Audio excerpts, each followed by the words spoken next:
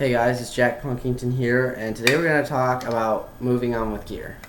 Now, when I say moving on with gear, I mean as you grow up, as you move your gear forward, get better gear, more gear, whatever. This was the first distortion pedal I ever owned in my life. I actually gave it to Chris, and because at the time he only had he had no distortion pedal, and he had this amp, which is a Spectrum amp that he got with his first electric guitar. And I was upgrading my rig, and I gave it to him. Before that, I bought this because my grandpa had it, and he had this huge setup. He still has a pretty big setup. He actually has given me a lot over the years. He gave me a replica of that head, which I then sold but bought pretty much the same exact one because I just can't dare to part with it. He gave me this. He gave me, it's kind of hard to see, but that, which is another cabinet. It's a 1x14. And he gave me this, which is my pedal board. I use just this whenever I do any of music at all. I've gigged every show with this pedal board, and it has served me well. I don't plan on ever really getting rid of it if I can help it, because it has so much to offer, and it's nice. Like, even if I don't have an amp, I can take just this to like a gig that has a PA, plug this in, tone in decent tones out of it, and I have it has a built-in preamp, and I can use that. Anyway, before that I had only this, a small 1x10 crate combo, and a Fender American Stratocaster. Before that, I had other cheap guitars, but I don't try to remember those because those were horrible.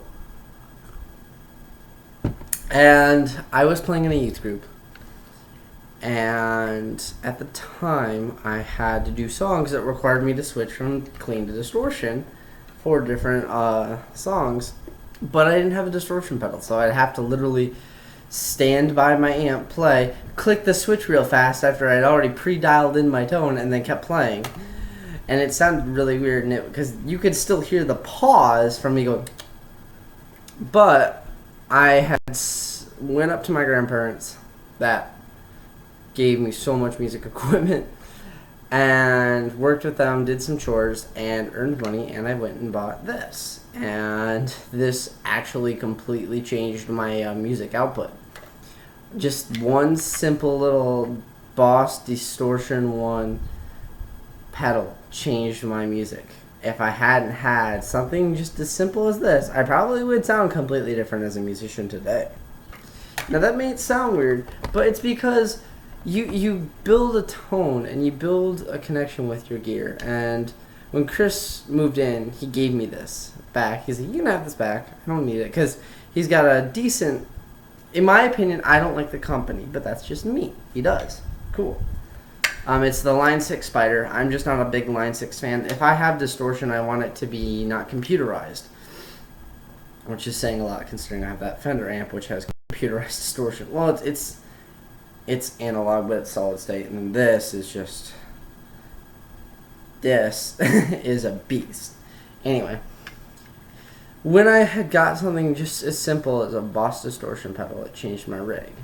And I remember giving it to Chris. I gave it to him for his birthday one year because he, like I said, he had that Spectrum amp. Eventually he got a couple other amps that he doesn't even use, because at the time he already had his Line 6, so he just had them as backup, which I now have all of them. One's a First Act, one's another PV amp. It's smaller than the Backstage 2. It's called the PV Audition, which is actually really cool. I might do a review on it.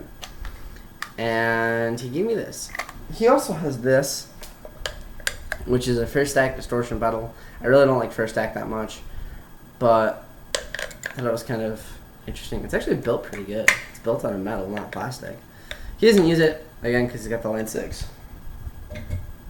But I remember giving this to him, and I remember how happy he was, because how much it actually changed his sound until he got better amps. And it was so interesting to just see what I would imagine what my grandpa saw when he gave me the money and I bought this, and then what he saw when he gave me this. This, like I said, is probably my favorite pedal that I own. And I'll go through like old videos sometimes, and I'll go through like old pictures and stuff when I had just select amounts of gear. And this was at the forefront. It was there from the very beginning. Before that, it was this. And the fact that he gave it back to me meant a lot, just because it's a piece of my history. So I keep the Gibson. On the Gibson, it's kind of hard to see, but I have this little white, it's like a washer.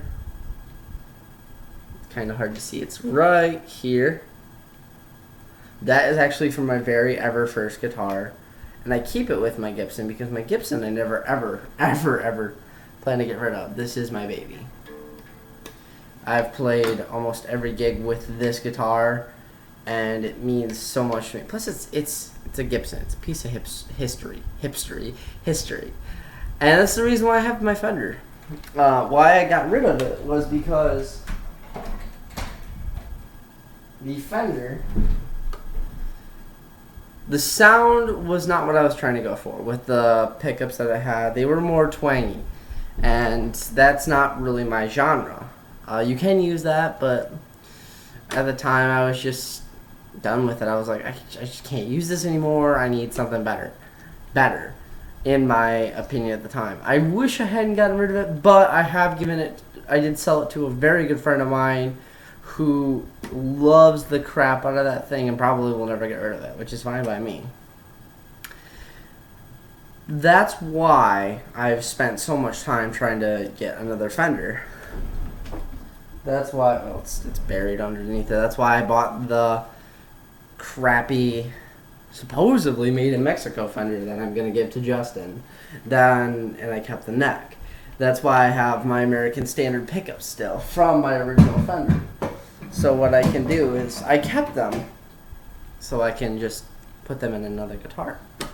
And that's why I'm buying another Fender body that looks the exact same as my old one.